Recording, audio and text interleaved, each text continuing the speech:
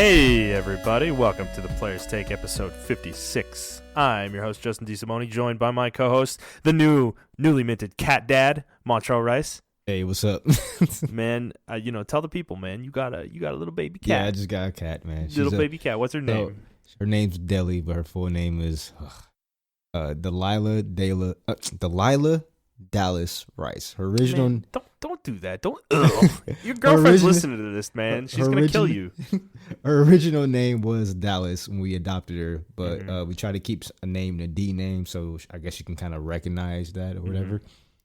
Yeah, so we settled on Deli, and she's 1.5 years old. I thought she was 2, but she's actually 1.5. Okay. I looked at her paperwork, and I've seen your Twitter. You're already in love with her. Yeah, clearly. Yeah. So she's like, she used your controller, your PS4 controller as a pillow. Did you set that picture up, or was that natural? No, she actually does that. I have my PS4 controller on the floor, and she just naturally put her head on it for some reason. I have hilarious. No idea why. Yeah, I also have a cat. Her name is Miss Kitty. But when we got her, her name, her given name, yeah, her name that she had was a little girl. So it turned into like a natural extension. We just started calling her like, Miss Kitty, and I got you. It just stuck. So I don't know, because she kind of acts like a little kitty cat. So even when she's like 2.5 now, something like that. I think so. Man, damn, time flies. Yeah, so Deli is leash trained, so I can take her out and stuff like that. So I think I think I'm going to take her for a walk. That's crazy. Yeah, so I'm going to get her, I think she has to get her flea shots or something renewed, because they did it last year, but we didn't have any paperwork for this year. So we're going to do that. And then after that, I'm going to take her for a walk, because she is leash trained. She acts like a dog, so. Really? Well, I mean, Miss Kitty acts like a dog too, except she hates the outside. But she plays fetch with us, so okay. We'll like throw like little toys, and she'll come and bring them back, and we'll throw it, and she'll go get it, and bring it back. So super cute. Yeah. For those of you who haven't listened before, this is a video game show where we talk about video games, video game news, and other topics pertaining to video games. We post at 6 a.m. Central Time on Fridays on Apple Podcasts, Google Podcasts, Spotify, Stitcher, and your favorite podcast app of choice. Let us start, like we always do, with what we've been playing. Montrell, what have you been playing, sir? I should take The Witcher off here. I haven't touched that game in like almost a month. I'm thinking about to start playing it again. I'm thinking about to go back on the single-player binge. You said that last week. I did? I think you said that the week before, too. Oh, okay. Whatever. I don't believe you. Yeah. You've abandoned Geralt in his plight. No, man. To find Ciri. No, man. We're at Skellige right now, so we're good. Ciri's still lost out there, man. She's just all alone. She's like, man, Geralt, where are you? Save me. She good. She all right. She'll be all right. She will. She can take care of herself. I'm still playing Kingdom Hearts Remind. I'm on Vanitas now. That's what I'm fighting. I beat Terranort. Fucking a degenerate. That dude was really hard for me. It took me almost a week and a half to beat him. Because I'm not using any guides or anything like that. So I'm fighting Vanitas now. He's a pretty interesting fight.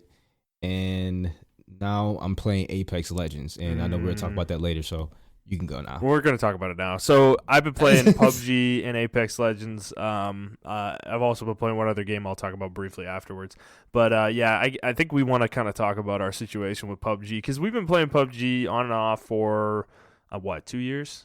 Yes. Probably. Yeah. And there have been really long periods of off, like 6 months, 9 months even, I think. Yeah. This past one, I think we didn't play from March till like October or November, probably. It was a long time. Actually, it was even longer than that. We didn't start playing until like December, right? Because remember, we came back and we were like impressed by a lot of the stuff they fixed. But then, which quickly went out the window. But right. Yeah, I think we were lying to ourselves. So yeah, we've been playing PUBG though for the past couple months, pretty consistently. Actually, we were getting really hardcore with it a couple weeks ago, 2 or 3 weeks ago. We were playing a lot. I mean, I remember, I think it was 2 weeks ago. I think I played 5 days in a row or something like that. Whenever the Kerrigan map was on its own queue. We played it a lot. That was like 4 or 5 weeks ago, I think. Okay. I had a specific binge. Me and Jet kind of went crazy. Oh yeah, because your battle passes and stuff like that. Yeah, we kind of got really into the battle passes. So this game though, like you said, we came back and the game felt smoother and it felt good and things felt like a little bit more optimized and over the past couple months, it's been really unraveling for us. I think because the Karakin map came out about a month and a half ago. I think it was like mid-January when it came out. Yeah. And man, did we immediately fall in love with that map.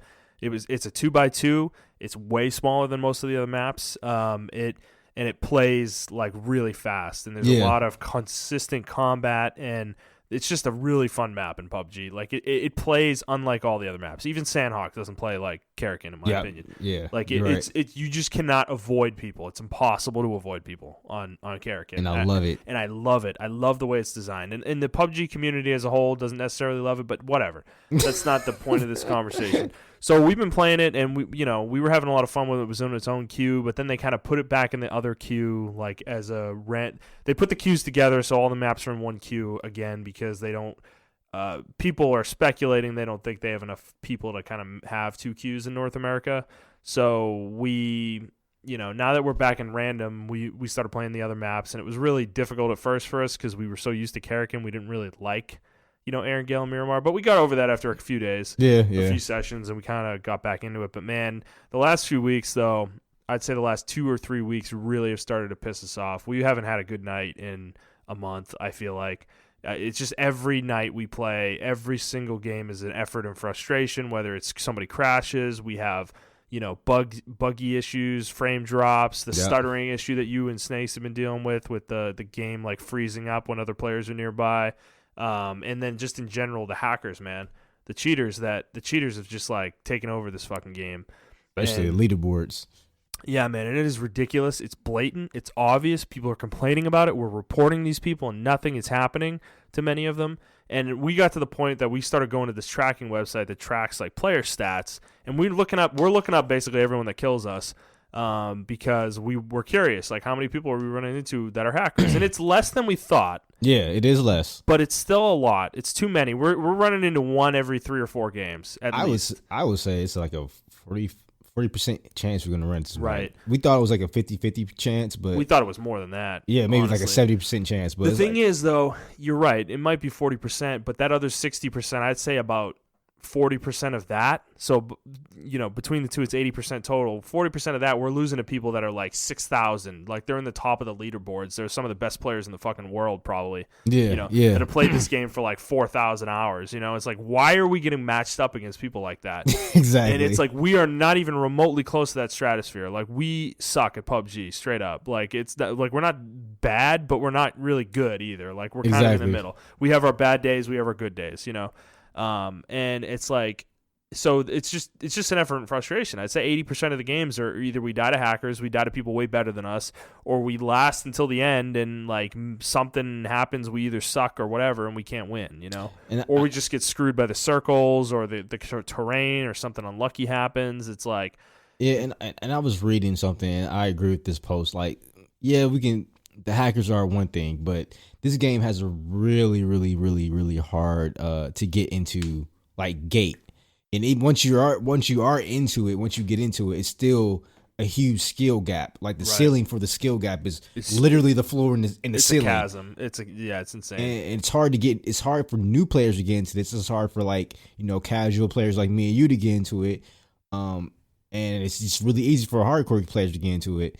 But they need a matchmaking. They need some type of matchmaking, but there's also other factors into that. There's too many other issues that they need to focus on before that. I don't think that's that big of a problem per se, because you can outplay somebody who's at least on an even playing field with you. Like, I think the cheaters is a way bigger problem because we don't stand a chance against them. Like, it's just between snapping or the radar hacks. It's like, dude, we run into people who snap probably 1 out of every 4 or 5 games, and that's insane.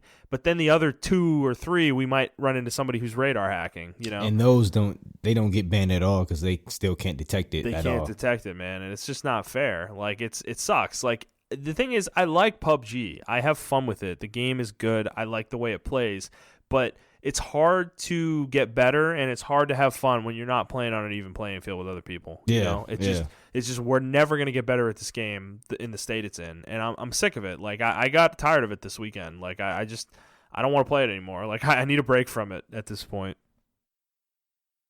Yeah, I mean, I don't even know what to say because it's I didn't even have a particularly a bad time with it, but I saw that how bad everyone else had time with it. Me and Snakes were you guys were pissed about it. Miserable. Like I wasn't even pissed. I was just miserable. I was expecting every game to suck, and it did. Like we didn't have a single fun game. Like we had one that maybe we got close to top 5 or something like that. And we did get top 5. But it doesn't matter. Like I expect us when we get into fights in PUBG, I expect us to lose like 80% of the time. And that's a bad mentality to think. Yeah, and it's not like we're that bad. We're not that bad at the game. Like that's the annoying part about it. It's like even with all the bullshit we're dealing with, like my KD is still sitting around like 0.8ish, and the rest. And I know Jet is like 0.75 or something like that. And you and Snakes are not that far below us. It's like we're not that bad. If you take all the hackers out, we're probably way closer to 1, like a 1.0. Yeah. And that's not a good KD ratio. But in PUBG, though, it actually isn't that bad. You know, particularly in squads. I think in solos, it's that's pretty terrible because you're playing against 99 other people. But in squads, you're not running into people as much in squads. So, particularly on the bigger maps. So it's easier to play the game where you only have to win one fight to win the game, But so it's just like it's really frustrating because I do feel like I've gotten better at the game recently too, and it sucks to be at this point where I don't want to play it anymore. Like it's become like Dota became for me at a certain point where I was never having any fun. Even when I was winning, I didn't it felt hollow because I knew the next like 3 games were going to be bullshit, It's like it just PUBG it's worse. Like you'll get one win and then you won't win another game for another 40 games, And it's just not a good experience. So we decided to try Apex last week, and we mentioned that we were playing it, but we didn't really go into big detail. But I've been playing it for about 8 days now, and I think I've played it every day since we started playing it, pretty much. Yeah, we have. And man, I'm obsessed. I mean, this game is the reason I don't want to play PUBG anymore. Straight up. Yeah, and it's an arcade shooter, but and they have the heroes thing like Overwatch. But the thing is, like, it's not cartoony like Overwatch. It's not really casualized. And they have matchmaking because we can tell when it's just me, you, and Jet. Right. And then versus like we play with like Snakes or someone who has more tenure in the game. They match us up with better people. But even still, we win games. Mm-hmm. And dude, I've won 5 games in 8 days, and I just started playing this game. Yeah, I think I won like 3 so far. Yeah, and it's ridiculous. Like this game, this is gonna sound, maybe this will sound a little corny or cheesy or whatever, but I've been kind of lacking confidence in my life, like in general, for the last couple months. Okay. And I honestly think this game has helped me get out of it because I've really taken to this game. Like I actually think I'm pretty good at this. Like I get this game. I know how to play it. Like it's like putting a glove on. Like it just fits, Yeah. Me and Snakes have been playing, man, and like him and I have this. We have like a natural chemistry playing this game together. Like we know how to play around each other. Like it's kind of crazy. It's really weird because I don't feel that way in PUBG with any of us. Like really, like I know how Jet plays. Like so I know how Jet plays pretty well, but I feel like we have issues sometimes with communication with the 4 of us. Yeah. But yeah, with like in Apex with Snakes, like him and I just like we know where to go. We know we know what each of us are doing. When he says push, I push. When I say push, he pushes. Like we're like a well-oiled machine together, and it's like I feel like I've gotten way better really rapidly at this game. Yeah. Like I feel like I'm at the point now where I'm competing with people who are like veterans at this game already, and it's like I feel good about my aim, I feel good about my movement. My skill usage is probably the one thing that I need to like really improve on because I'm not used to that element of the game yet. Because in PUBG there's no such thing as skills. So. Yeah. But I just having fun, dude. It's just fun. I have not had a night yet where I got pissed and frustrated, where I'm like, fuck this is a waste of my time. Like every single game I feel like we have a chance, and when we lose, I feel like it was our fault. We could have done something better. Like we could have taken a different route. We could have fought the battle differently. We could have, done some different things. So. I do find myself blaming myself more when we lose and stuff like that. Well, I'm just glad like the game has something for everybody. Right. Like The different characters really let people find their own play style. Yeah, and I love exactly. Yeah.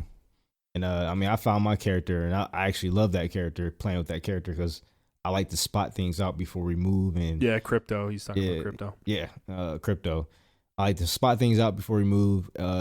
Give you guys flank patterns and things of that nature. Well, dude, it fit me and Snakes too, like perfectly, because we're so aggressive, him and I, that you're like you spotting people, dude. You're just pointing our guns at people basically for us, you know. And it's like it won us a game basically. On Sunday, I think it was like we like fucking dominated that game. It was ridiculous. Like that's the thing. We don't play like when we win PUBG. Usually we don't dominate like that. Very rarely do we. And it's like I feel like every win I've had so far, it hasn't been an accident. We didn't fall into it because everyone else killed each other. It was like we like every win I've had, we killed multiple teams. Like we're fighting squads constantly. We're just winning these engagements. You know, it's like the thing with PUBG, it feels good. Yeah, man. The thing with PUBG, like we can tell when the game is not full of hackers and when it is. Right. And when it's not full of hackers, I noticed that once we realize that, our confidence level gets higher, and we're like, oh, we can fight these people, and either we win or we get high, top 10 or something of that nature. Right. Whereas when we do see a game where we saw the same guy kill 2 squads in the last 5 minutes, you're like, oh my God, that's a fucking hacker.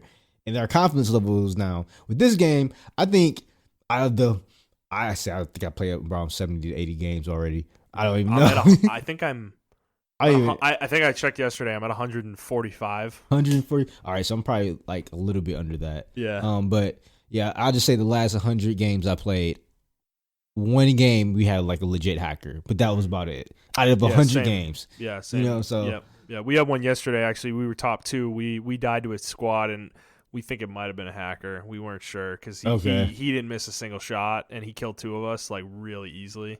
Yeah, and it's hard it's the kill times is really low in this game, really high rather. Yeah. That's another reason I like this game better than PUBG is that PUBG you get punished when people hit you. Like if you're exposed and you kind of get hit a couple times, like dude, you're so close to death already. I feel like you can die in like literally a half a second in PUBG. You can die a single hit, like a headshot with a sniper rifle will kill you with most bolts. So. And in Apex, though, like time to kill is way higher. Not way higher, but high enough where if somebody gets to jump on me, I have a chance. Yeah, exactly. I can at least, if I'm good enough, I can turn around and kill them, if I'm better than they are. Or I can use an ability to get away, reposition myself, heal up. It's like there's a lot of ways I can mitigate that kind of ambush stuff. And camping in this game doesn't exist, basically. Yeah, I've like not seen it at all. Like there's so many characters that counter camping. Like my character literally counters camping. Exactly, dude. Yes, exactly. So it's like the game is just constantly fast paced, and I think that's what I'm looking for right now, which is crazy for me because I've always been somebody who really enjoyed slow tactical shooters like PUBG. But I'm at a point where I just want to play. I always want to be aggressive. You just want to play games, man. Yeah, I want to play aggressive. I want to be fast. I want to fucking dominate people. I don't want to be a little tiptoeing around the fucking map. Like it's just weird because I've been on the Reddit for PUBG a little bit, and I just been seeing people say never talk to these people a day in our lives and everything of that nature, and they saying the same thing that we say. Like we just want to come home, jump on the game, play a couple of games, and then we can't do that with PUBG because we go 30 minutes, we loot for 20 minutes, and then we get easily one-shotted by a fucking hacker, and it demotivates all of us, and we just don't want to play the game anymore. Whereas with this Apex Legends, say like we do run into a hacker, all right, we're in another game within the next 2 minutes of the game. Right. And then that game barely goes over maybe 20 minutes if you make it all the way to the end and get number 1. The longest game is 30 minutes. Whereas I love that, yeah. Whereas in PUBG, you're just now getting to like the 4th phase of the circle in 30 minutes, Yeah, and I think the other thing I like too is that it's almost impossible to land somewhere that other people don't go. Exactly, yeah. Even though there's only 20 squads total in the game, for whatever reason, like the way things spread out, it's so rare for a game where we land somewhere and no one else is there. And even if that does happen, a lot of the time, if you're in the circle already, people will come to where you are because the nature of this game is just fast paced. So people are they're looting an area, like a whole area, in less than 2 or 3 minutes, and they're on to the next area already. And it's crazy. So I think it's nice because I'm constantly fighting, so I feel like I'm actually getting better at this game. Yeah. Whereas with PUBG, you will go stretches of multiple games where you will not fight a single team until you die, and you won't even hit a shot, and you're not actually getting better at the game because you're not fighting combat enough.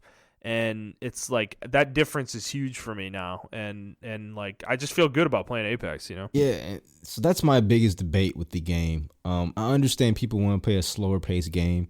A lot of people on the Reddit, and even one of our friends, say that they like the slower paced games as well. There's nothing wrong with that. Right. But my thing is, how can we, for the bigger maps in PUBG, how can you make it more to where the player can get better at slow paced games? Like, if the game is constantly moving at a slow pace, as a shooter is moving at a slow pace, you're not shooting anybody. It's just the only way we got better. When I noticed we started actually getting better when Karrakin came out. That's when I noticed it. We were really starting to improve because it's like Apex on that map where you're constantly in fights. Yeah, long range, short range, whatever. The map's just not big enough for you to avoid engagements, you know. And that was when I noticed we got better. And then once they took that map out of its own queue and put it back with the other ones, we started getting worse again because we're back in like Erangel where you don't fight anyone for 20 minutes. You know, it's like, and our skills started to degrade again. How can you make Erangel a slow-paced map but make the players get better and fight each other? I don't think there's a way. You have to force confrontation somehow. It disencourage camping. Like they need to figure out the solution to that because it's such a problem. And I think another thing they could do, like, because they were talking about maybe doing a circle within the circle so that, like, certain parts of the map, like, you couldn't camp. Like, you'd basically have another blue zone in the middle of the circle. Yeah. And I really like that idea, but they didn't end up implementing it because I think they got shouted down by the Reddit or whatever. Which we confirmed that they listened to. Yeah, which they admitted. Yeah, they admitted, by the way, they're one of their community managers admitted that they take a lot of feedback from the Reddit. So, unbelievable. But, so there's that, but I don't know how you do it on those big maps, dude. They're too big for 100 people. The only way I can think of is that you make the initial circle, like you put the initial circle down and you make it so that the whole map's not available every game, you know? That'd be the only way for them to be able to do it, you know? Where you put your first circle down and the blue zone's already in. Like the first phase is over already. You know? Okay. That'd be the only way to do it, but people would hate that. You know, the Reddit would hate that. So those people who want slower paced games would just absolutely despise that kind of thing. So I don't get it. I understand there are slower paced games, but those are mainly like strategy games that are slower paced and things of that nature. Right. But like just to have a shooter slower paced, even a tactical shooter like Rainbow Six, it's slow paced, but there's still a whole amount of action within a small frame of time. Right. Because I watched Rainbow Six and it's very tactical. It is very slow at sometimes and it's very fast paced. Yeah. But they're still constantly fighting each other. It's a weird mixture of like constantly fighting and slow pace. But my thing is, how do you do that with PUBG? It's a battle royale. Like people hide camp and there's nothing you can really do about that. I think what they're trying to do, because if you think about it, the last 3 maps they made have all been smaller than Miramar and Erangel. Yeah. You've got Sanox 4x4, Vikendi 6x6, and Karrakin's 2x2. I kind of feel like, I don't know if they're going to do this, but I kind of feel like they're heading towards an idea where they get rid of Erangel and Miramar. I don't think they'll ever do that per se. They need to, man. But they'll put them in their own queue and let those fuckers play that shit. And then the rest of us get to play fast-paced PUBG on the smaller maps because it's actually fun on the other maps. I haven't played Team Deathmatch, but a lot of people are playing that because they just want to fight each other. They just want to fight. Yeah, because you don't fight enough in the regular game, dude. And, like, you know, it's funny. I can't stand Erangel at this point. When we get it, I want to quit instantly. I fucking hate the map. I'm so sick of it. And, dude, I was on the Reddit the other day, and I was reading a comment where somebody was, like, talking about, like, Erangel is like perfect, man. It's the epitome of what PUBG is, and I'm like, I read that thread too. They're like, man, the cover's perfect, the landscape's perfect, everything about this map is just perfection. All these other maps are inferior, you know. I'm like, dude, I don't understand how you can think Erangel's perfect. The map is fucking garbage. It's flat. It's just got so much flat terrain. The cover's terrible. Your only cover in huge portions of the map are literally tree trunks that you can't even fit behind half the time because they're not thick enough. And even if you can, you're peeking left and right. That's your only option. So guess what? The person aiming down sights at you doesn't have to do much guessing on where you're going to be. Like, there's really not much tactics there, bro. It's horrible. Like, man, it's perfect. I absolutely can't stand it. And like the places there are rocks are so infrequent. They're in weird spots. They're not even in good places. The elevation is really just awkward. Like, it's just these awkward, like, sloping hills. And like, there's one section that has mountains, but you never actually go there unless the circle ends there for whatever reason. So it's just, and then the buildings there's just not enough complexes. The loot is terrible. Like, on most sections of the map, like, you go to a place and you're gonna run into 5 buildings before you find like a decent weapon. You know, that's what's really bad about that map. Vehicles aren't guaranteed in certain areas either. So if you go remote, there's no guarantee you're actually going to get a vehicle, and that's a shitty feeling, especially on the big maps. Like, you're basically dead if that happens. It just becomes you're just running constantly the whole time. So boring, yeah. And it's not really fun. And then, the way the map is too encourages camping. So when you do find a vehicle, you'll drive it into the circle, and then the first, complex you come up to loot some more will have people in it already, and they'll just murder you. It's like, it does not reward. Like Jet was saying this, as much as he likes PUBG and he defends it, he did admit though that, like, the fact that the circle moves so fast even on the big maps, it takes the tactics away from the game, because that was a really good. You are constantly fucking running. You're just running towards the circle, so there's no tactics. You don't have time to, like, tactically move into certain areas and, like, use the terrain to your advantage, because you just have to run straight at the circle. That is your only option half the time. Especially if you go on the outside of the map, like, unless the circle ends on you and you're lucky, like, it's just... So that's the problem. I don't feel this way in Apex, because it's really easy to keep ahead of the circle in that game, because you move so fast and movement is so quick, and so many characters like Pathfinder have movement abilities that help their team traverse the environment really quickly. It's not to mention the environments themselves have, like, right. You could slide down hills, and, like, you move way faster also than PUBG just generally running. So it's like, I think it's just something core to PUBG. I don't know if they're going to be able to fix it without ruining the core of what the game is, And it's a sad thing to say, because, I mean, the other thing is the bugginess and the cheaters, the fact that they haven't fixed any of that has become such a huge problem, and they've done so little to fix it over the past couple of years that I have no faith in these guys anymore. Like, I'm sick of it. I'm tired of this game, man. I'm just tired of it. I need a break. I need another break, a month or two, maybe. Maybe it'll only be a few weeks. I don't know. Yeah. We'll see if I get sick of Apex. I probably will. But it's like right now, like, I just want to play that. Like, it's just way more up my alley and much more in my wheelhouse, I guess. So, you got anything more to add, I guess? Nope, that's it for that topic. All right. Otherwise, the only other thing I've been playing is all right. So there's some history here that I need to go over. So, I'm playing a game called Berwick Saga. It is an old PS2 game, and it never came out in the United States. It was a Japan-only game, but there has been an individual who has been, toiling away at making a translation or translating this game into English, and this individual finished it a couple weeks ago and posted the full translation online. So I took this opportunity, because this game's been on my eye, kind of been in my, on my periphery for a long time, because I'm a huge fan of Fire Emblem, and I decided to try it out. And this game is a tactical strategy RPG. It came out in 2005, and it was made by the original creator of Fire Emblem, Shuzu Kaga. He left Intelligent Systems in, I think, 1999. A long time ago. I mean, 21 years ago at this point. This is like, Fire Emblem's been around for 30 years. And, he was only around for 10 of it. But this is the original creator of Fire Emblem, though. So it's kind of an interesting situation. So I don't know why he left Intelligent Systems, but he did. He made his own studio. He made a couple games. So he made one called Tear Ring Saga, which is the kind of a precursor to Berwick Saga. It's a little different from Berwick Saga. I haven't bothered with that one yet. I might play it in the future. But that was his first attempt post Fire Emblem to make a strategy game, and then Berwick Saga was his follow-up. But this is the one that people always point to that is really his, like, masterpiece. from a game design standpoint. And so far, I've been playing it, and I gotta say, this game is very, very, very good. Like, really, yeah, no, this game is extremely different from Fire Emblem. Like, it's not on a square grid. It's hex based, so you have 6.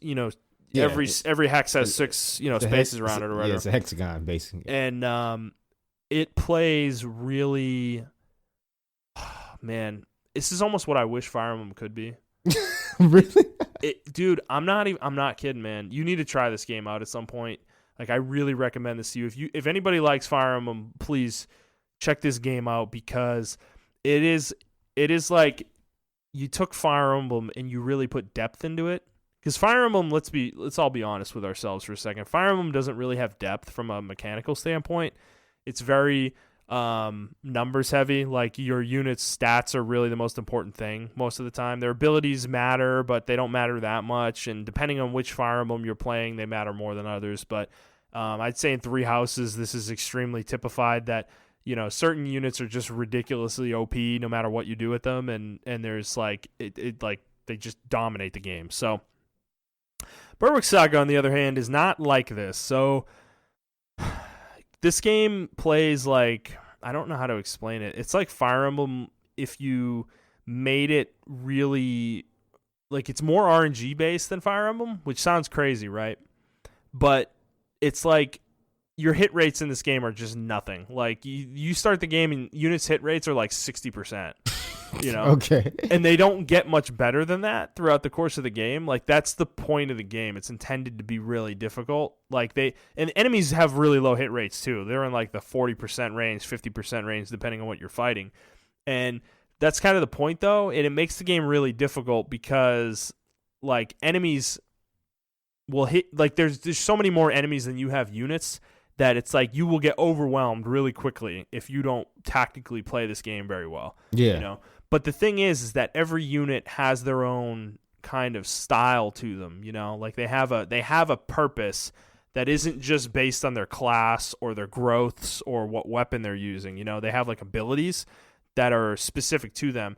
And there's some really core changes though to the game, to the fighting system or the combat system, that are really important. So one of the biggest problems in Fire Emblem that they've never really been able to solve is the idea of doubling an enemy, where you have more speed than them and you hit them twice for every attack they do, and in this game, doubling is a thing, and I believe you only need to have more speed than the enemy in order to double them. However, attack speed. You need a higher attack speed in order to double them. However, if let's say you miss your attack and the enemy counterattacks you and they hit you, you don't get a double.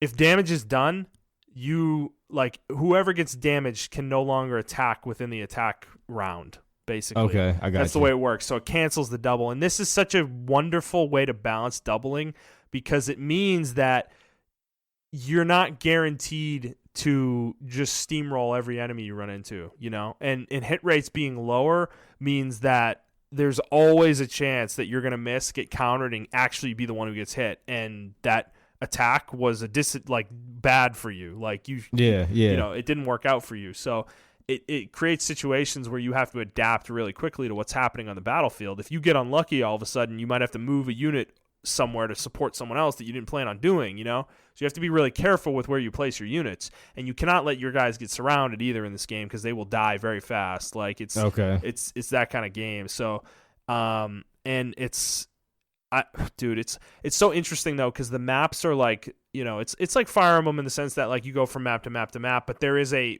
like, between battles kind of section of the game, and you're based in this city. And it's similar to, like, the monastery from the most recent Fire Emblem, Three Houses. Oh, really? And there's, like, a ton of shit you can do. You can go, you can go to the blacksmith and craft equipment. You can go to the pub and listen to rumors to get side quests. You can go to the chapel to, like, buy magic. You can buy different types of equipment. There's all sorts of shit you can do in this game between battles that is just, like, it's really cool, though. And it actually, like, there's so much stuff you can do with your money that money's actually valuable in this game versus Fire Emblem, where it's like always you just buy weapons pretty much with it. Like, you can buy horses in this game, and your horses have stats, and they give you stat bonuses. Oh shit! And the mounting dismounting system is actually useful in this game versus others, because your horse has hit points, and if you take damage, your horse also takes damage, and your horse can die. So if your horse dies, you obviously don't have a mount anymore, and you're just running around dismounted. It's like, and the penalties to being on a mount, though, for certain terrain are actually so severe, too, that sometimes it makes sense to dismount and move through that terrain on foot, because the penalty's lessened. So the game is, like, really deep. It's got a lot of deep systems to it, and I'm digging it so far. I'm really excited to keep playing it. There's also equipment like shields. There's shields in this game where Fire Emblem does not have shields. And shields are actually important. Like, they can block significant amounts of damage with certain characters, but they reduce your speed, so it's like a trade-off. But you get huge increases in defense, like double your defense if you're wearing a shield.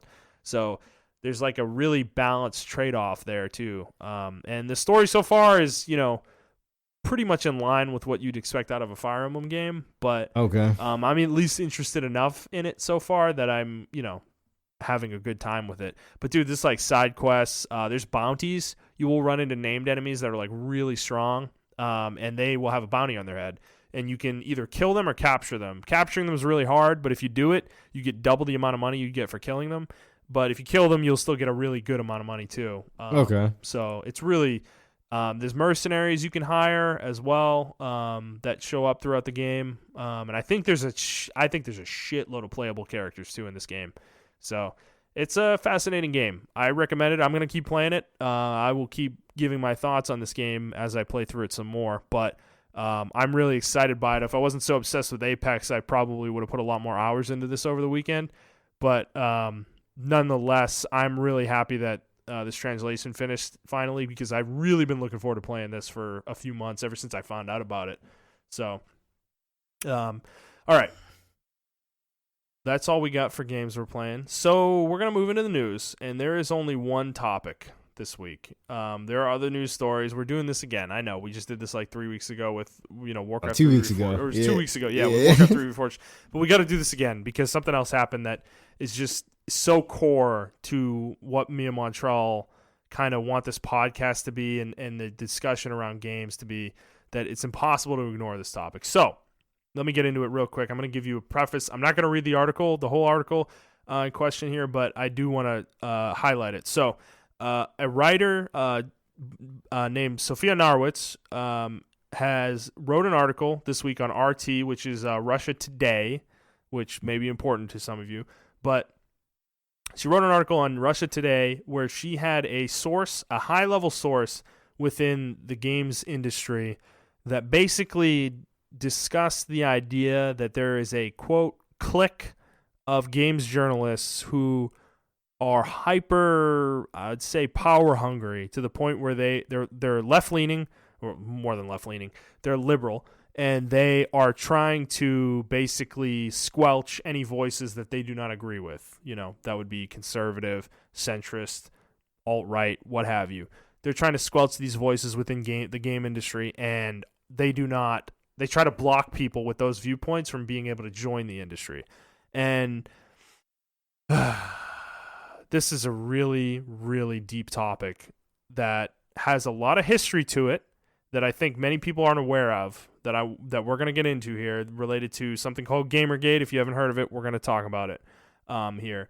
But I know some people probably just cringed at hearing Gamergate because of what's perceived of it. But we'll talk about it because, yeah, it's a really important piece to this. So this article, though, I want to finish up here. This article, though, did kind of whip up a storm on Twitter in particular, where there were a lot of prominent games journalists that all of a sudden were quote tweeting Sophia and saying, "Oh, this is nonsense. This is a conspiracy theory. This is ridiculous."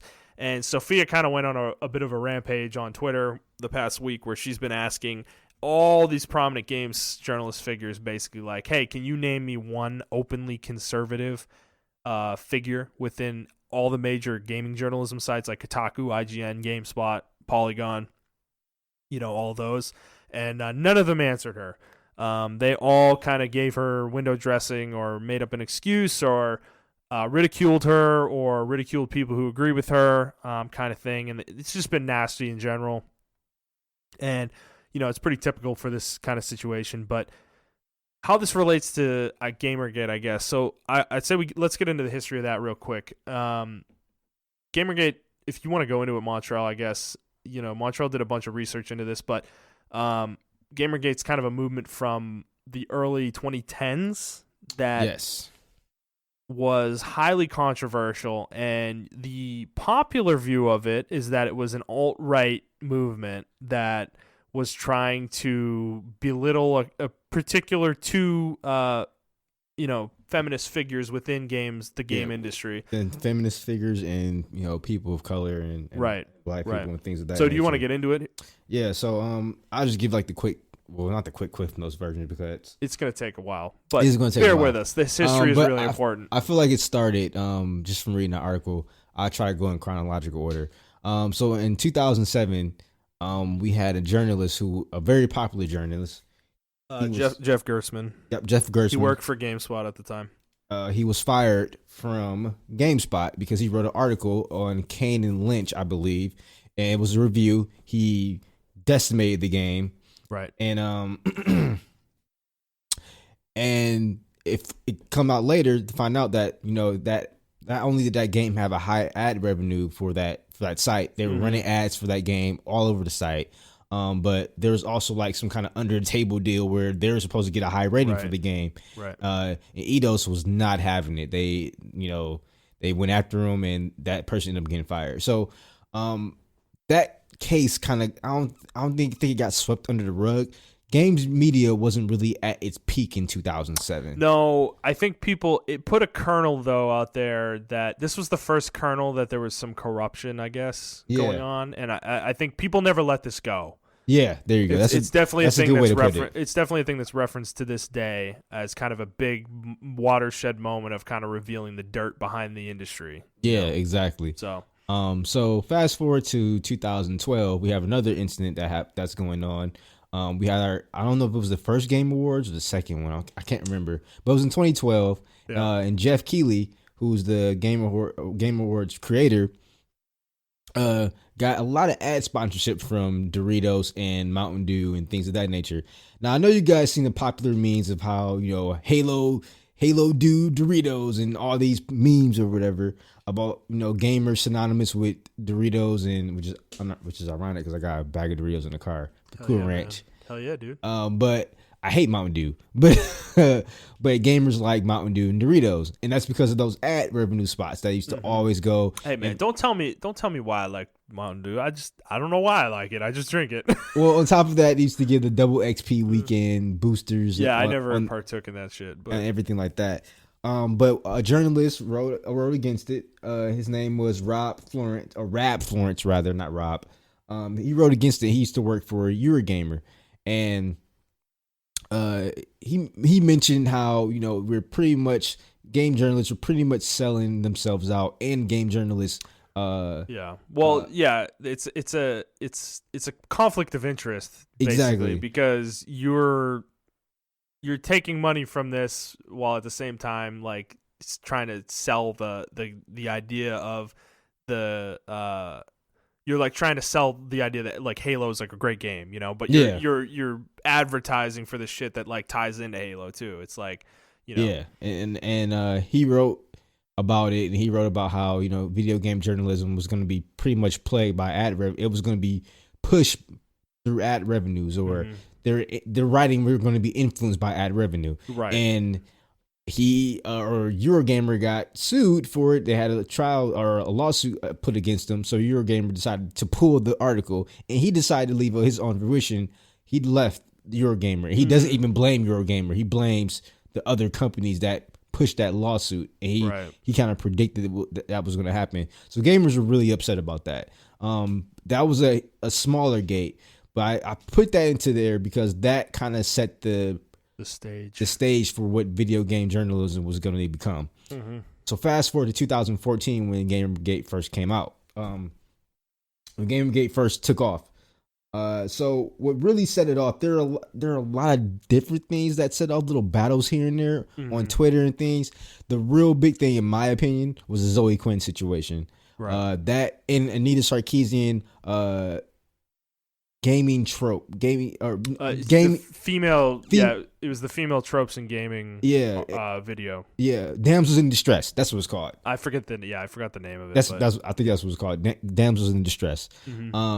So she put out a video game or a 3-part video on how video games always portray women in distress. The gamers had to go save them, and the gamers were always male, and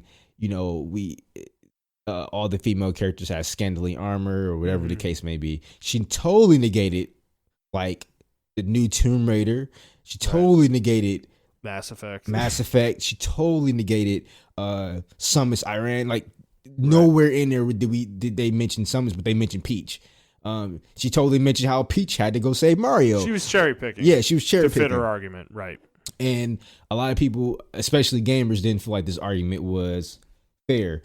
Zoe Quinn was a game designer, and I think Justin has a lot more information on that. But so this Zoe post is what you're kind of talking about. This is what happened with Gamergate. She has a lot of history otherwise recently, but I don't want to get into that necessarily here. But this post was a post by her, I believe, ex-boyfriend or something like that. Yeah. That kind of outed her as somebody who was sleeping around with a bunch of really influential figures within the industry in order to kind of boost her game, which was called Depression Quest. And this obviously is controversial. And the thing is, when this was revealed, this post, anybody talking about it on so many sites, Reddit, I think even 4chan it happened with, and of course all the big sites like Kotaku, IGN, they were basically squelching anybody that talked about this. They were deleting posts, they were banning people for talking about this. They were trying to make sure that this got buried as much as it could. And I think this is kind of the moment that really made this all go off. Yeah, because Depression Quest wasn't really a game. It was a questionnaire. Right. And it got 10 out of 10 reviews from everybody. And a lot of people were like, this isn't a game. Like, I understand what they're trying to say. Like, mental health is really important, but this isn't a game. It's a questionnaire. Like, she literally just made a questionnaire. But this kind of sprung a crap ton of articles from games media where this is where they essentially declared war at this point, because yes, dude, some of these headlines are absolutely ridiculous. This is from Gamma Sutra, 28th of August 2014 by Leah Alexander. Gamers don't have to be your audience. Quote, gamers are over. Gamers being in quotes both times. What's another one? The end of gamers. Death to the gamers and the women who killed them. Right. The SJW effect. Welcome to the end of the world. Like it was just, there's so many of these, and it was I wasn't a big part of this at the time. I wasn't on Twitter at this point in time. And I wasn't a really big part of Twitter at this time either. The stuff that I don't even think I was big in the game industry at this point. Like I wasn't playing a lot of games because 2013, 2014 was a bad time for video games in terms of quality. Oh yeah. There was not very much to play. So I think I was really focused like in the past. I was playing a lot of stuff on like PS3 and prior generations at that point in time. Yeah. So I was not really up and current. So I don't remember this happening I remember Gamergate, but I don't remember the specific moments like this. I remember seeing certain articles about it. Right. And like a lot of these like triggered some stuff in my brain. Not like bad memories, but triggered like, oh, I remember that. Oh, like, yeah, I remember. Yeah, right. So I do remember that, and I do remember this is around the new generation or the current generation coming out. So DRM was coming out, loot boxes were coming out, and then the term games as a service was coming out. And I remember nobody was writing about it, or if they were writing about it, they were defending it. They were trying to, it was so counterproductive to what the actual consumers were saying at the time. But they didn't care about the consumers, and they still don't. Exactly. At this point in time, it was really bad. They really did not care about the consumers. Yes. And, so the thing with Gamergate, I mean, I don't want to get too deep into Gamergate specifically because that's not necessarily what we're talking about here, but thing is, at a certain point, though, this movement kind of got hijacked by the members of the alt-right or extreme right side of the political spectrum, and they tried to use it as a way to kind of gain clout.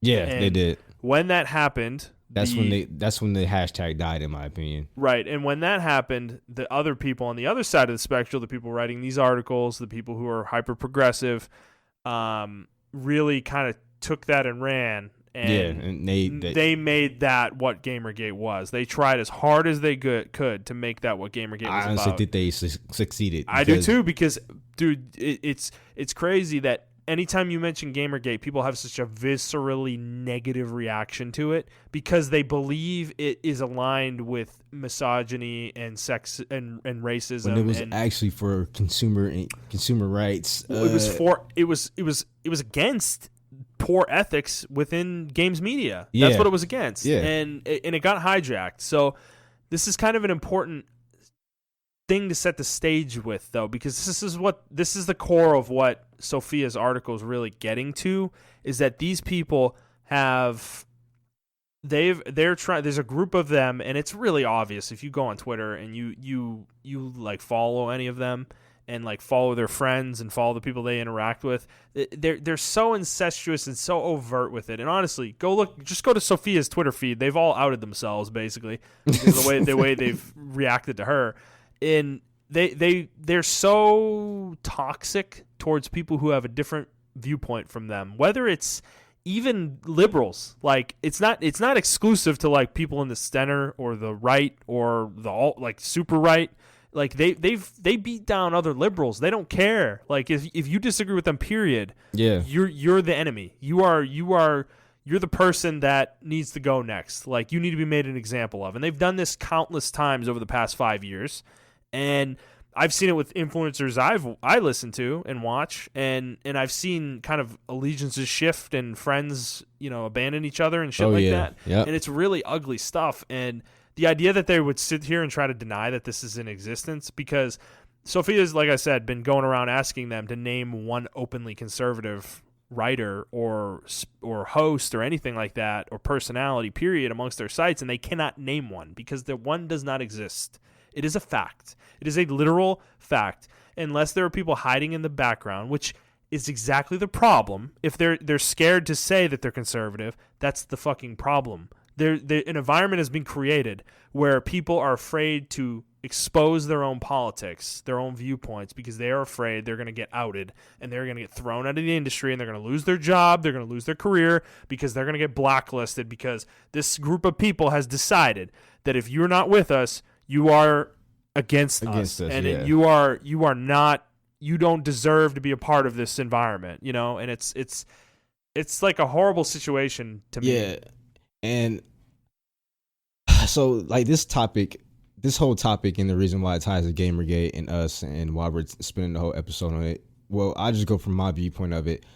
Being a black gamer, I really appreciated both sides of the spectrum, but I really appreciated the leftist side, because they were right in a lot of aspects. There weren't a lot of, black leads in video games. They were cannon fodder, or, it was always the generic white male guy, or whatever the case may be. Right. Or there weren't a lot of females. If there were a lot of female characters, they were put in generic roles and things of that nature. Mm-hmm. So there were a lot of things to discuss about as far as that.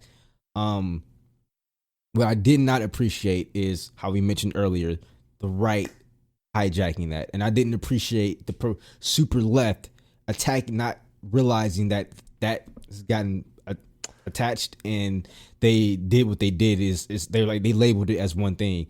And the whole thing, which is why my mantra, I say it off mic, but I'm going to say it on mic today, is no politics in video games. When we talk about it, I try to leave politics out of it. I'm a liberal, I'm left leaning. And we don't have a choice though sometimes. And this is one of those times. This is one of those times, obviously. But just that whole scene is the reason why I'm like that for because it's so toxic. It is. You can't have a discussion. Both sides are toxic, yes. and Gamergate really exposed both sides of it. 100%. And not unfortunately, or it's just an unfortunate scene of events that the winner decides the history. And unfortunately, the left. It would have been unfortunate even if the right had won. So I'm going to use unfortunate. Right. So just so happened the left have won this argument as far as Gamergate, and they made that as a right-leaning, alt-right thing, when the real conversation, and even to this day, the real conversations behind video games are not gamers. They're stupid stuff that don't pertain to gaming at all. I always said this before, off mic, that video game journalism was infiltrated by people who could not get into actual journalism. Right. Like they're journalists. They went to school for journalism, but they couldn't work for Washington. They weren't good enough to get to the real. Yeah, they weren't good stuff. enough for Washington Post, the New Yorker, whatever the case may be. So they swaying their influence towards video game journalism because it was so easy to get into. Because we exposed that a lot of these journalists don't play video games. Right. And it's clear if you pay attention to a lot of them, they don't know the history. If you watch them play, it's obvious that they don't know how to play games. It's a famous Cuphead demo video out there. Meme. Yeah, it's a meme where this journalist, he could not jump. He couldn't get past the tutorial level. And not to say that, you getting into games and things of that nature, but if you're writing for games, you should know how to play them. Exactly. There should be a bare minimum litmus test of what you know. You should know the basic history of the industry. Like, you should know who the major players have been, who they are currently. Yes. And you should be able to, frankly, to me, you should be able to name most of the consoles. Like, if you're going to be a games writer, like, that shit is important, dude. You need to know the context for what you're writing about, Exactly. Because if I go into like cars, for example, I always go to cars because I think I don't know why, I think it's similar to video games, but cars, for example, I read a car magazine. I don't see them, whether the person writing the article is left leaning or right leaning. They talk about the car, like the performance of the car and things of that nature. Now, if you want to talk about brand specific leaning, then that's the argument that can be made for cars and articles and things of that nature. Right. But the majority of the time, it's not politics. It's not shifted into politics and things of that nature. They're talking about the product itself, or what the trends are for cars, and is this a good trend or is it a bad trend? I remember when ABS was becoming the thing and how people were debating about ABS and systems and stuff like that, like way back in the 90s and shit like that. So fast forward to like video games, we have DRM conversations coming up, loot boxes, and these are still plaguing us to this day. This conversation has been going on for almost 10 years. If you want to be honest, probably 12 years with the Gears of War fiasco, with the dislike content. Right. So we're just now talking about it, and it's become to a point to where we don't even know as gamers to get our information because everyone has some kind of political. Whether you go to the YouTube and you got these people like the Quarterling and the Angry Gamer or something like that who spouts off right leaning stuff, or like just try to rile up their viewers, not really particularly believing it themselves. Or I'm thinking of like Jim Sterling too. Yeah, Jim Sterling, who's like the left leaning side. Yeah, he's turned into like a sensationalist. I feel the same way about Young. Yeah, too. Like they're not, like we were talking about how jaded I became about Warcraft 3 Reforged. Like they all made their little videos about it. They don't give a shit about Warcraft 3 Reforged. They are just capitalizing off of the outrage, and these writers are doing the same fucking thing. Yeah, and then there was a really important article that came out during the whole World of Warcraft fiasco, which was Nintendo won a case for refunds on pre-ordered game. So if you pre-order digital pre-ordered game. So if you pre-order a digital game, the game's not even out yet, and you're like, I don't want the game anymore. The game's still not out yet. You can't get your refund for that game at all. And they won this in Belgium and Germany. But there's an appeal set up, but no one talked about it. Dude, I didn't see it anywhere. We talked about it, and because it's an important story. Yes. It's a big deal. Like, consumer rights are really important in video games because it is an industry that is horrifically, like, it's really corporate leaning in terms of who gets the benefits to most of these things. Exactly. There's very little regulation in terms of, the video game market. And we don't want that to change, but the practices some of these companies exhibit are just so heinous sometimes. Like we were talking about with gacha games on phones, or EA with their Madden Ultimate Team and FIFA Ultimate Team and shit like that. It's like, and then not being able to refund pre-orders on a digital game. And you can't refund digital games on most of these storefronts. Period. Exactly. It took until the last like year, 2 years for this stuff to change. You know. Yeah, and before that policy for PlayStation got implemented, you wanted to refund. I literally talked about this with the Division 2 because I wanted to refund it, and it was a pre-order, and they wouldn't let me refund it. Period. It was like, and then they changed the policy like 2 months later. I got screwed by timing, you know. Yeah. But it was like, so the thing is though, is like going back to my point about the kind of using this outrage to get clicks. This is the center of this whole thing, I think. Exactly. Is that I don't think any of these people, I don't think the YouTubers, most of them, I don't think the writers for these game sites, and I think a lot of these influencers, period. I'm including like Kind of Funny in that, you know, even Colin's Last Stand, all these other, like, I don't know about Easy Allies, I haven't really listened to them, but I think a lot of these people, I'm at this point, when this article came out and the reaction I saw to it, I don't think these people give a flying fuck about talking about video games. I think they are literally just trying to grow their brand, and that's all they care about. They're using all of us. They're using our outrage. They're repeating this cycle every single time this stuff gets brought up in order to just generate clicks, generate views, you get their little ad revenue, make their money off of us, and then they go about their day and they do it again on the next thing. It's like, I'm becoming really jaded about it, and that's why Montrell and I started this podcast, and we've talked about this recently too, but this is a big reason, is because we don't believe that this conversation around games is honest. Like, I don't think people are giving their genuine, honest opinions on a lot of topics. Yeah. And people are scared to give their genuine, honest opinions, and there needs to be a place for that. And the industry at large right now is not the place for that. And I'm glad this article came out, because we need to talk about this, and we need to have honest conversations about this, and we need these people who are controlling the messaging, and they control and they send their groups of Twitter followers after people. We need these people to either change their ways or go away, because they are contributing nothing to this discussion, in my opinion. Like, it sucks, because somebody like Jason Schreier, who I respect, like his work, he is one of the people though who is one of the worst offenders of what this article was talking about, because he will just attack if he does not agree with what you're saying, and he thinks that you're being even remote, like, he will blow things out of proportion, and then his followers will dogpile you, and it's just horrible. It's a horrible situation. And it's nothing wrong with writing opinion pieces, because he wrote an opinion piece that I disagree with about XP boosters and Assassin's Creed, right? And I wildly disagree. I disagree with that. But that was his own like thing, right? He can do that. Like, this is the misconception, right? Like, this isn't about me disagreeing with Jason's viewpoint. Exactly. It's the way he goes about arguing with people. Is that he's not having an argument. He is deciding what is right, and then telling other people what he believes is right, and those people are just his acolytes, basically, and they just go after whoever he points them at. You know, it's like, it's not a fair situation. They're just I agree. It's super toxic. There's no, like, I don't tweet because I am afraid.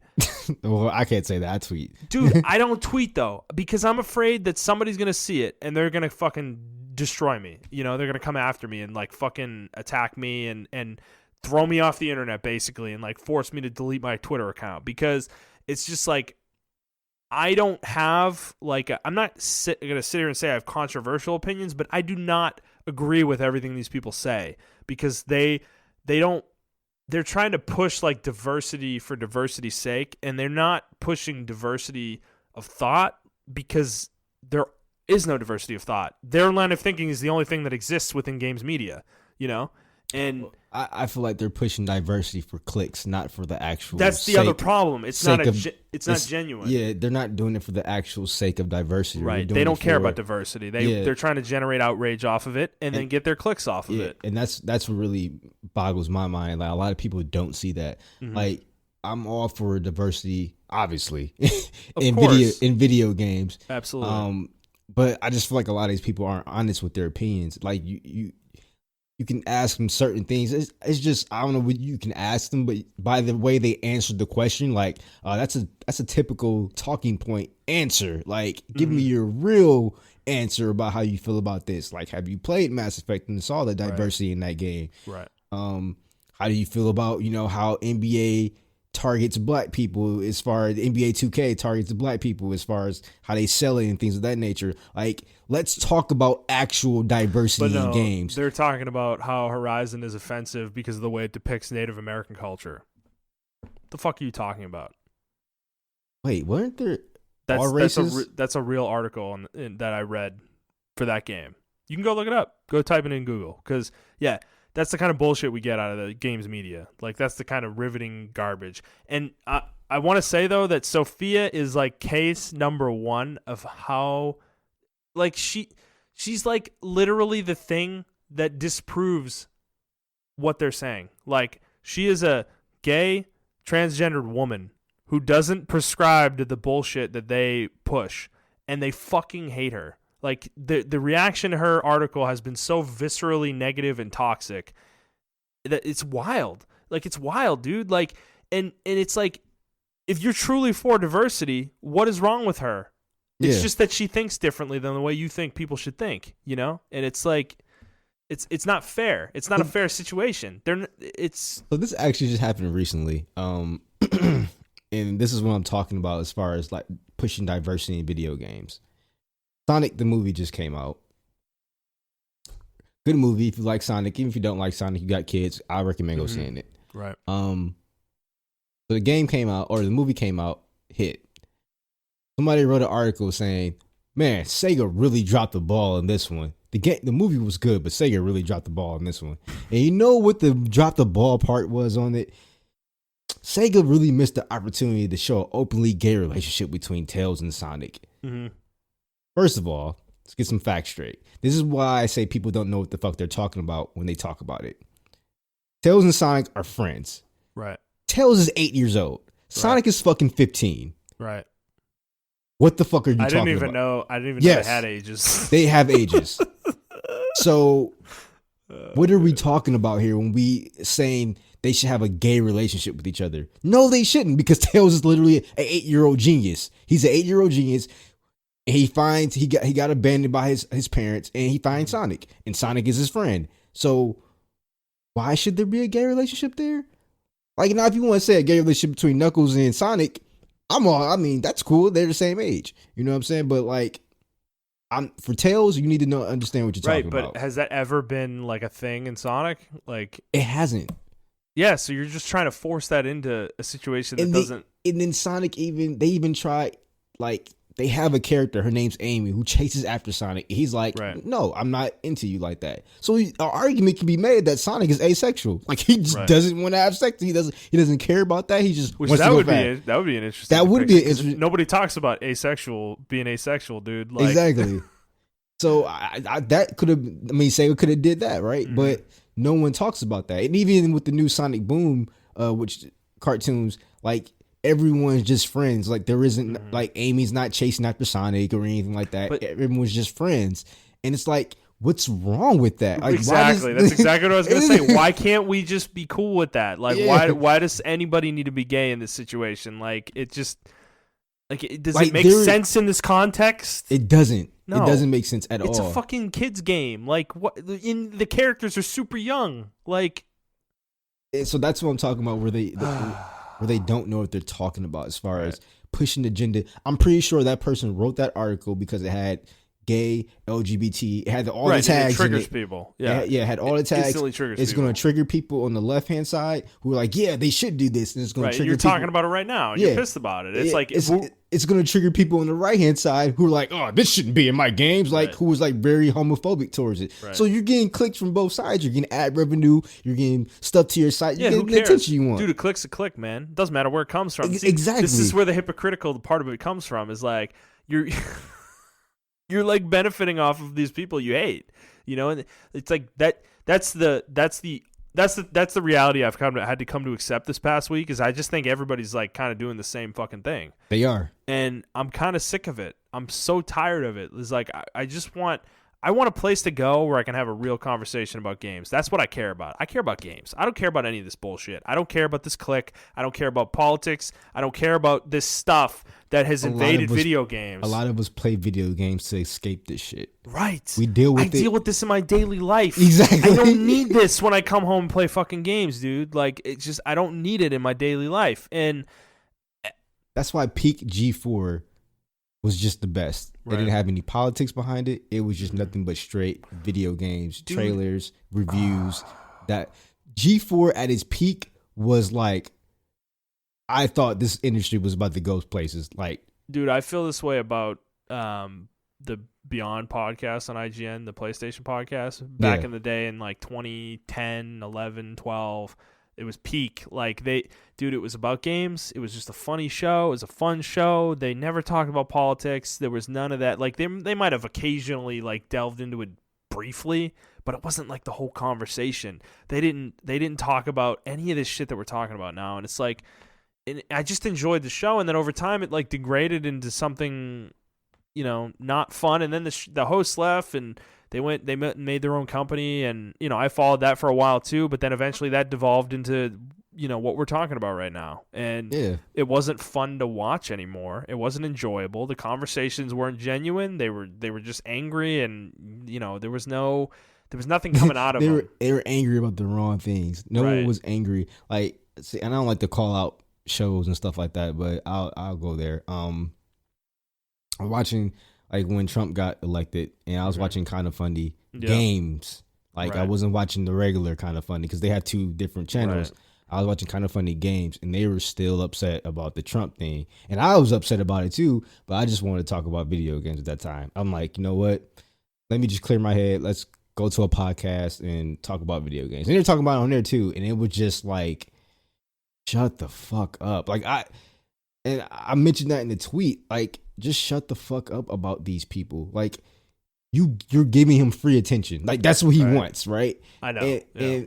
And so that's, as far as like how it relates to video games, like, I just want to talk about video games. Like, I want to talk about why Mass Effect fucking sucked. Why Mass Effect Andromeda fucking sucked. Right. Tell me why that game fucking sucked. Don't put your politics into it. Tell me why that game fucking sucked. Man, I want to talk about Sony's strategy in relation to Xbox. I want to talk about Square Enix's strategy with their games lineup. You know, that's the kind of shit I want to talk about. And there are articles out there about that. Don't get me wrong. But there's so far few in between. So few, and honestly, a lot of them aren't even good. Yeah, there's stuff we already know. Right, they're just regurgitating facts. They're not actually rumors. Like the whole biggest thing right now is rumors. Like, oh, it's rumored to do this. It's rumored. Like, give me facts, man. Yeah, guys, understand this. I put the show together every week, and the bullshit I have to parse through sometimes, where it's like, oh, there's a rumor that the PlayStation. This is one that I saw this today. There's a rumor right now that the PlayStation 5 controller is going to be able to map be able to track your heart rate and monitor sweat coming out of your hands into the controller, and it's like, what? Because of the patent that Sony just patent. Can we stop? Can we stop? This shit is out of control, and people click on this shit. That's what's so stupid about it. It's like, can you not understand, like, we are close to the PS5 being revealed. Just let them fucking reveal it, okay? They're going to detail all the shit there. You know, Sony patents shit every day, and 90% of that shit they never do anything with. It's not worth reporting on. It's just not, dude. So it's like, I have to parse through this shit every week to try and find stuff that's, like, you know, worth talking about, in my opinion. And honestly, we don't come up with very much, guys. You know this. We only talk about 5 or 6 articles a week or things a week, news pieces a week, because most of the, like, I'd say 95% of the stuff I'm seeing out there is such garbage. It's like, it's just not useful reporting, you know? And it's really frustrating that we've gotten to this point, because there is no place for us to go. Like, I don't know of a place to go. That's why we created this podcast, because we wanted to talk about this stuff, and we wanted a place to talk about this stuff, and that's why we want more people to join us, because I know there are tons of people in the middle of all this bullshit who don't care about any of it, and they just want to talk about games. That's all they want to talk about, you know? And that's what I want to give people with this podcast. That's the place I want to be. You know, and I'm not against, like, feminism and all that stuff like that. I just honestly feel like, in my heart of hearts, that it was just hijacked. It was a culture vulture because we always talk about other races, especially within my culture because I see it. They come in, they culture vulture. They get what they need from it, like Miley Cyrus, for example. I'm just throwing somebody out there who would like come out, throw a couple of hip hop albums to get the black people on her side, and then she just dips out and like, I never. She literally said that I never participated with rap people before. Like, made a song with Wiz Khalifa. What are you talking about? Right. So I feel like as far as like I'm a feminist, and I'm like, yeah, me too. Yeah, and I'm like, bro, like you're literally just culture vault. You're these people are feminists. Yeah, you're taking the worst part of gaming and then you're trying to make a monetary gain out of it. Like it's so obvious, but no one sees it. Dude, they're weaponizing feminism to bludgeon men. Yeah, that's what they've done. They're not feminists. They're weaponizing feminism to get more money. And it's egregious. Bullshit. It's bullshit. And no, I don't think anything that happened to Anita Sarkeesian is deserved. She should not have gotten death threats. Yeah, 100%. The shit that happened to her is horrific. And that stuff, that kind of stuff has no place anywhere, in my opinion. But the thing, but she, though, did what you're saying, is trying to drum up bullshit, use feminism in order to make money. That's what she was trying to do. And that's why the reaction was so visceral towards her, is because she was trying to take advantage of that. And it's like people could see through it, though, and it's true of all these other places, though, too. They're trying to take advantage of progressive politics or, yeah, exactly. Trying to help people like who are marginalized, They're not actually trying to help people who are marginalized. They don't do anything for these people, dude. Like none of them do. They don't do anything. They don't like politically. They don't go out for any of these rallies. They don't donate money. Maybe they do. I don't know. But it's like I don't see them doing any of this shit because they're too busy yelling at people on the internet. They don't talk about anything else about how wrong other people are. That's what they do. That's all they do in their Twitter feeds. And it's. I don't know. It was just weird. It's frustrating. Like, if you're going to be like that, if you're going to be really progressive, talk about how, capitalism is just taking over video games. Talk about how fucking egregious the loot boxes is. Talk about fucking mental illness within video gamers and how a lot of gamers turn to video games because of mental illnesses and things of that nature. Right. Talked about how video games help people get out of depression. Mm-hmm. Talk about how video games have connected to people who in other medium would never connect at all. Like there are so many positive things and negative things to talk about just related to gaming and how it affects the gamer themselves. I see that in other articles. I see that in basketball articles and things of that nature. The ups and downs of basketball, being an athlete in basketball, or if you're a car enthusiast, the ups and downs of driving this car, how it affects the driver. Should you drive this car? Should this happen? Like games media, that rarely happens. I rarely see anyone talk about those things I just mentioned. Mm-hmm. And it's kind of sad that no one's talking about it. No one's talked about addiction, video game addiction. I've seen one YouTube channel with one video that got a lot of clicks on it, and I'm glad he got a lot of clicks on it. But he talked about his gaming addiction. Everyone else act like gaming addiction doesn't fucking exist. When it does, I've been addicted to video games. They make fun of it when it becomes like a fucking. You remember when the world, what was it? The world. I forget the name of the organization, but they said that like video game addiction is a real disease. Yeah, like and YouTube videos they were making fun of it. Yeah, everybody was making fun of it. They were all making fun of it. They weren't. We had a conversation about it. We actually took it fairly seriously, because it actually is a serious thing.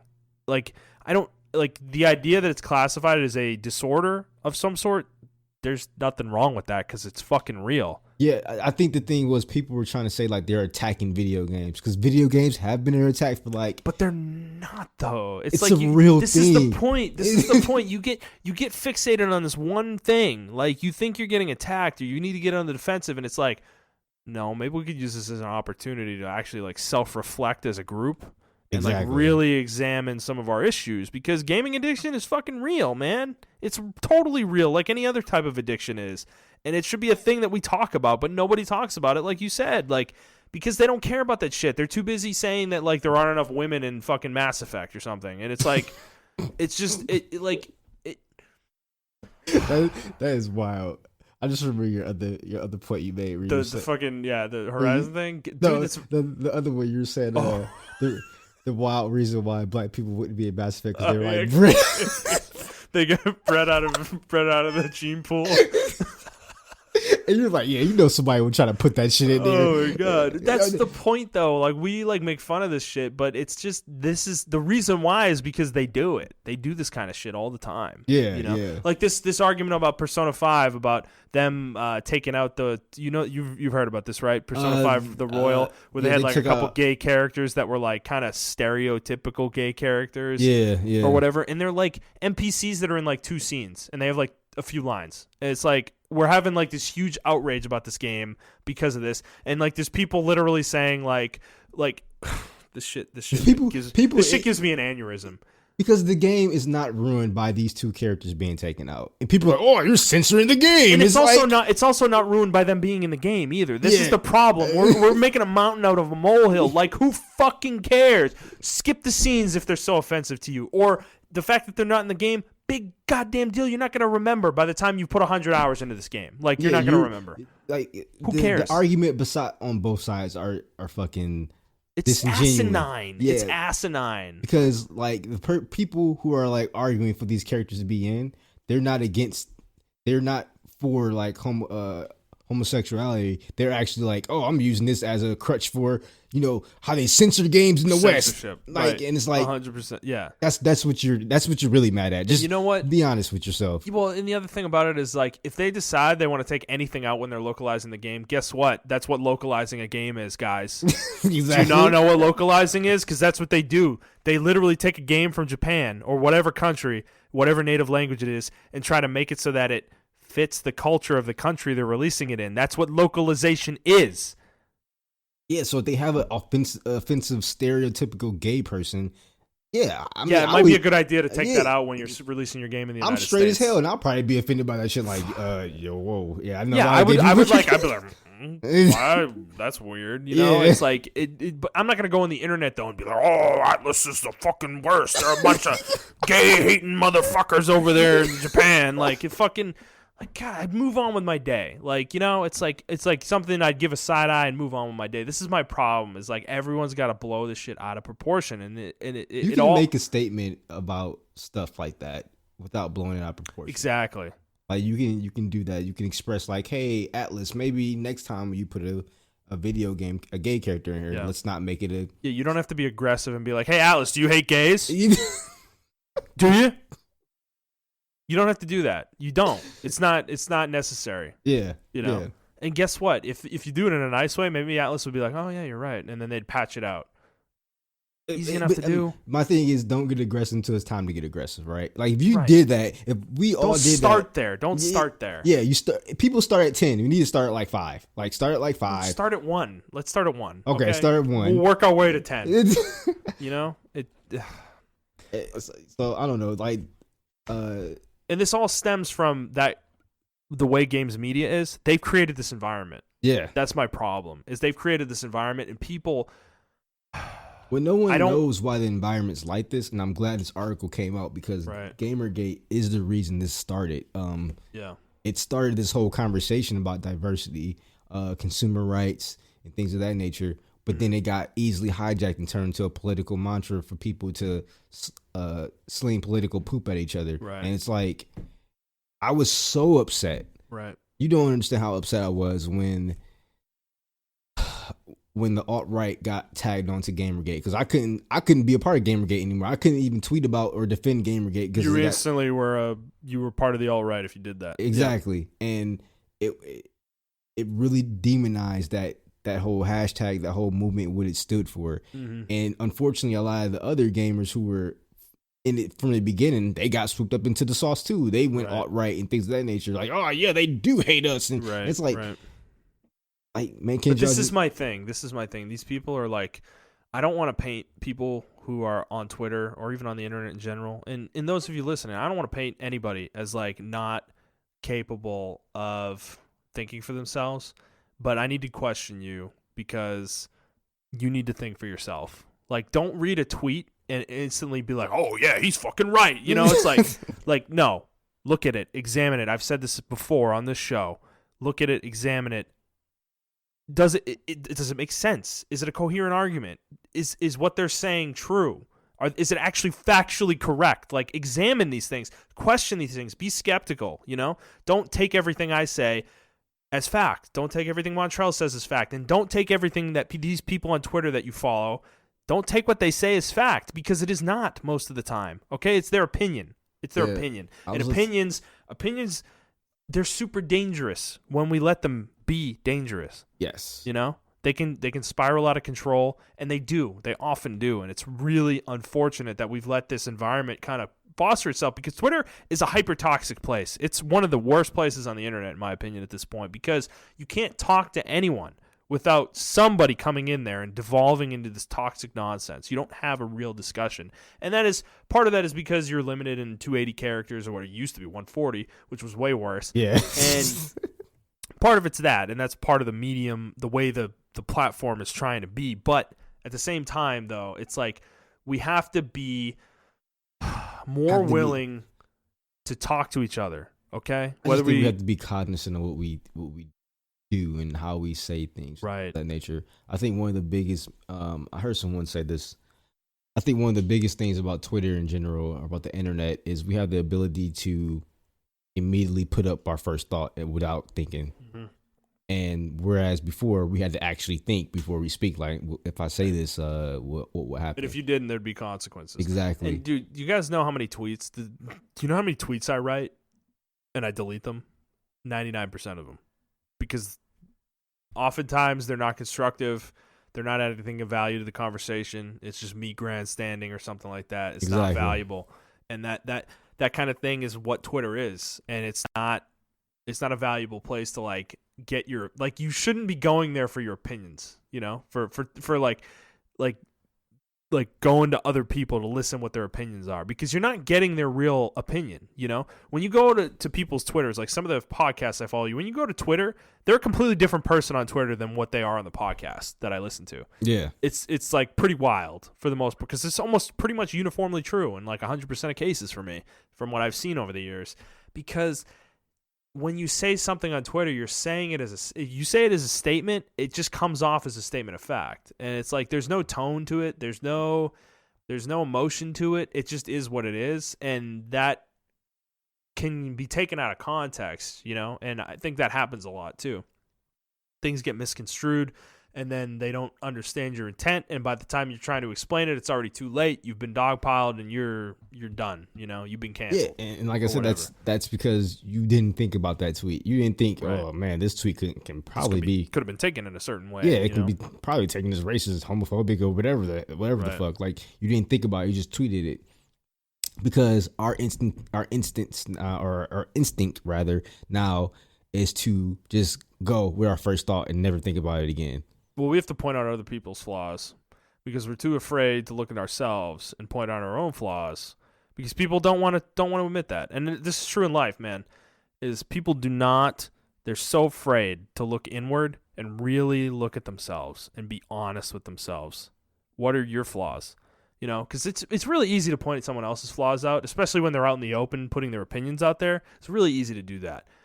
But no one's doing that to you because you're Joe Blow nobody. Nobody knows who you are. Nobody cares what your opinion is because you're a nobody. And that comes with its own baggage.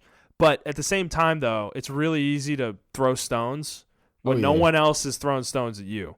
It's hard to do self-reflection. And I was having a conversation yesterday where I realized it's really, as much as you want to change, it's super hard. It is the most difficult thing any human can actually do. To really self-reflect, change, and improve yourself, you have to, when I say be honest with yourself, I'm not sitting here saying... You have to be really honest with yourself. I'm not sitting here saying like, oh man, I suck at this, and this. No.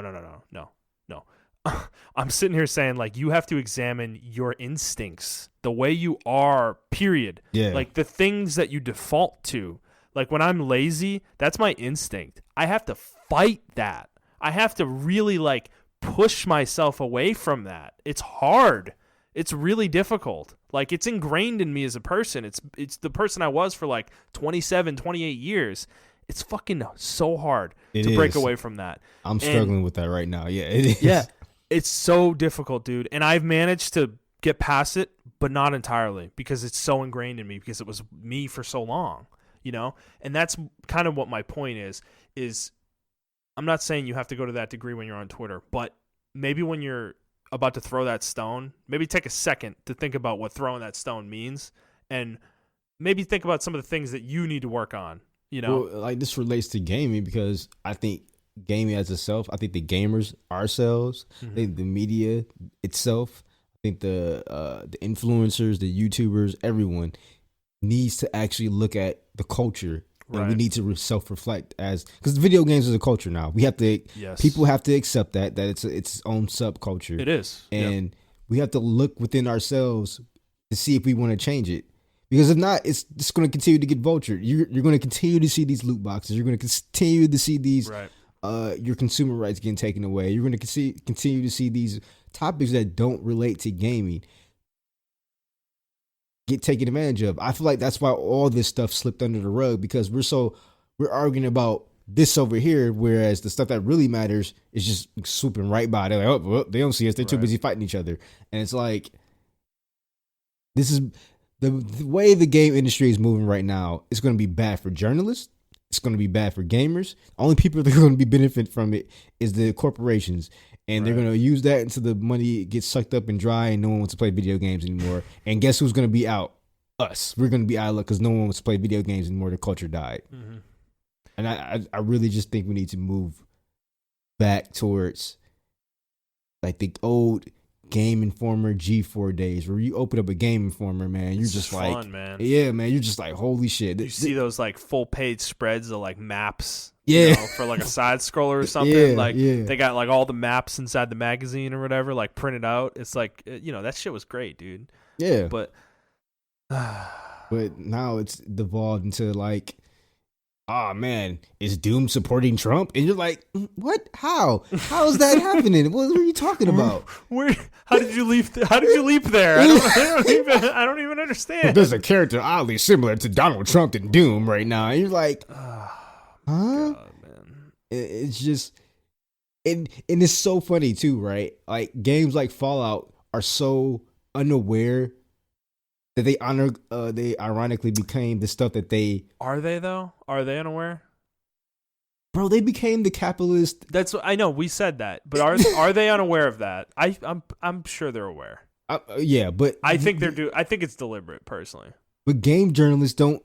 Like, that would be an excellent article to write about. They're not talking about it. I know. They don't talk about it. That would be an excellent think piece to write about. How Fallout started as an anti-capitalist, anti-nationalist game. It was almost like a parody on what like a hyper-capitalist society could turn into. It was a parody of America, like how hyper, nationalized we were and hyper-capitalist we were. And the results of that.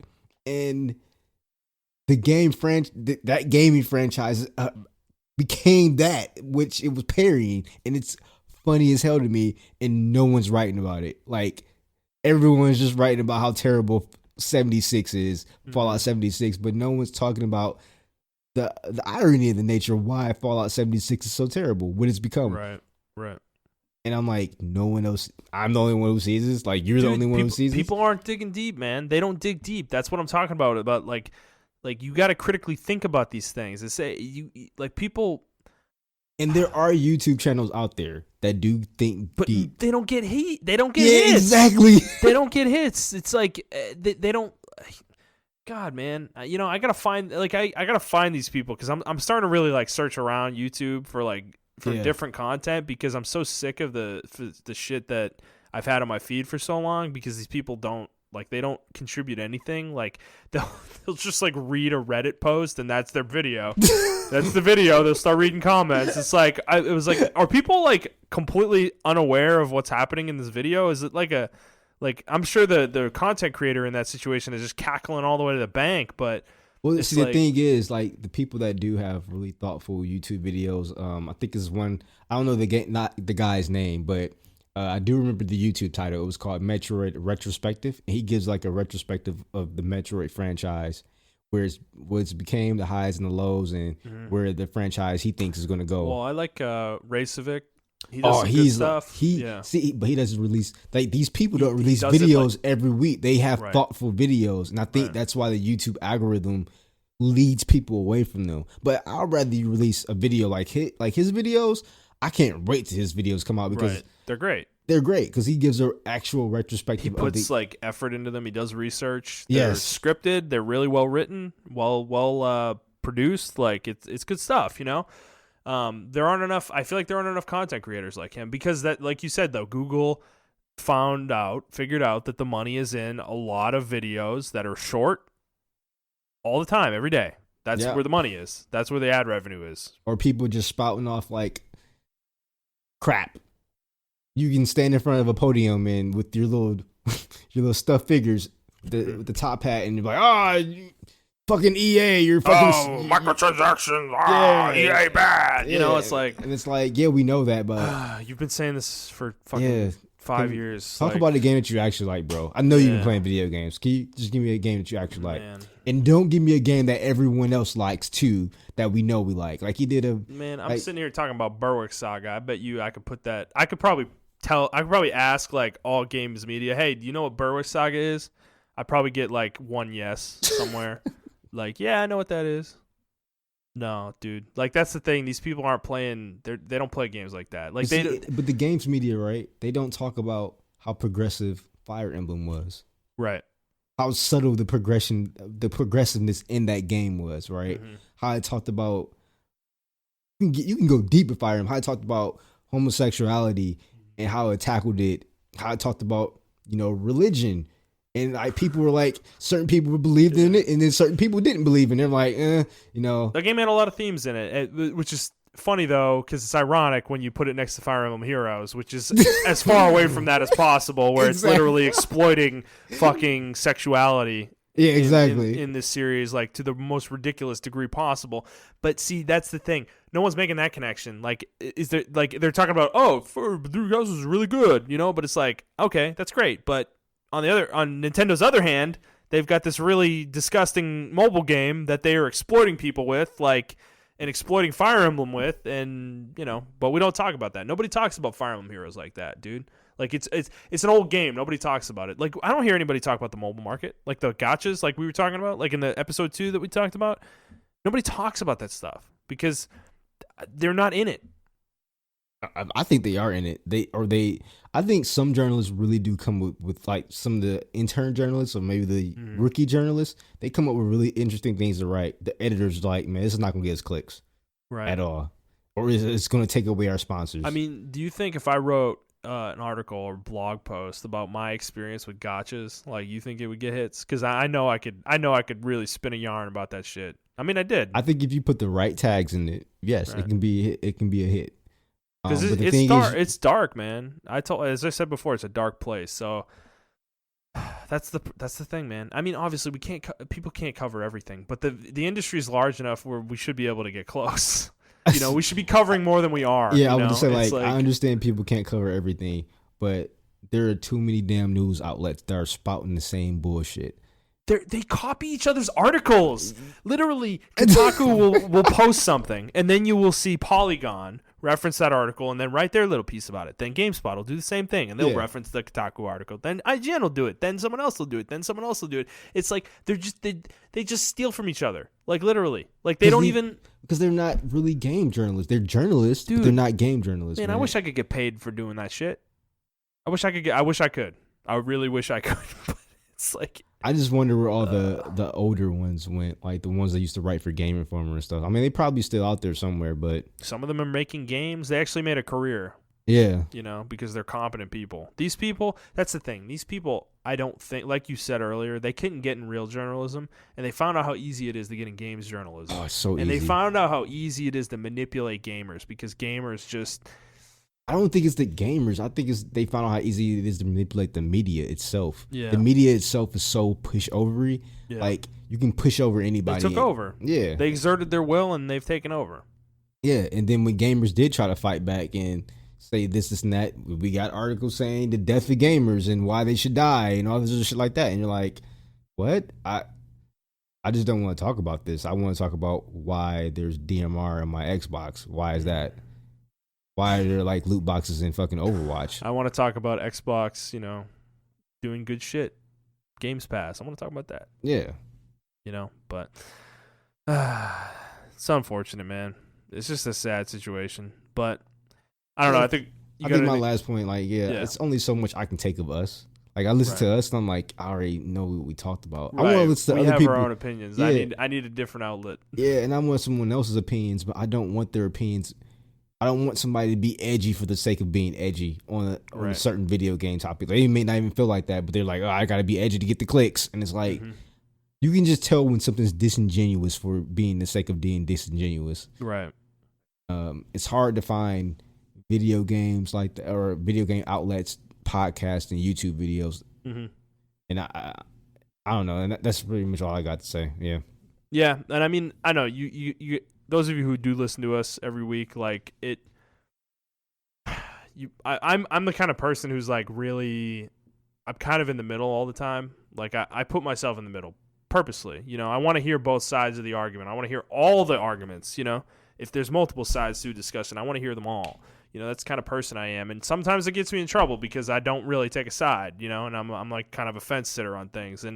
But I don't think that's a bad thing. I wish more people were like that, because considering opinions that we disagree with or we don't understand is how we grow, that's how we learn, and that's how we like get better as a people. So I don't know. That's if you're going to take anything out of this, is I hope it's something along those lines, and don't be so quick to react in a negative way towards somebody that says something you disagree with, It's not constructive. Most of the time, they're probably trolling you. Like, let's just be honest. Some people say edgy shit to get you off, and if they know that it gets you off, they're going to continue to say it. But that's part of the problem, dude. Like, stop being a child, okay? Like it. I don't know. You were a teenager at some point. You could have done that back then. Stop doing it now, okay? You're a grown ass man, grown ass woman, whatever the fuck you are. You're grown ass. Be an adult, okay? That's the takeaway here. So we're gonna end it there. We're calling it quits. We got some news stories, but we're gonna talk about those next week. So if you like this episode, please like the episode, review the episode, subscribe to the show on whatever feed you're listening to it on, and please share it with your friends. We would love to discuss this topic with you, even though we're probably gonna get downvoted and attacked into oblivion for it.